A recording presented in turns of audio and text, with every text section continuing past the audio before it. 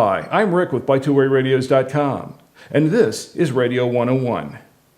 Some Olympia and Motorola Talkabout radios have a power save feature called Auto Power Off.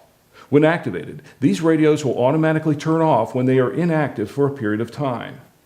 To activate this feature, press the menu button until the hourglass icon displays and the current setting begins to flash. Then press the up or down arrow key to set the time to 0, 30, 60, or 90 minutes.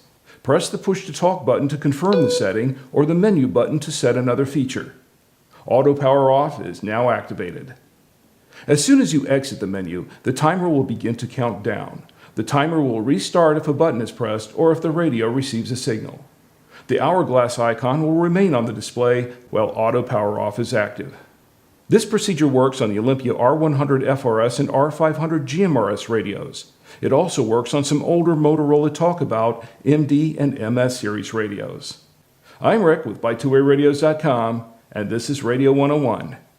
Class dismissed.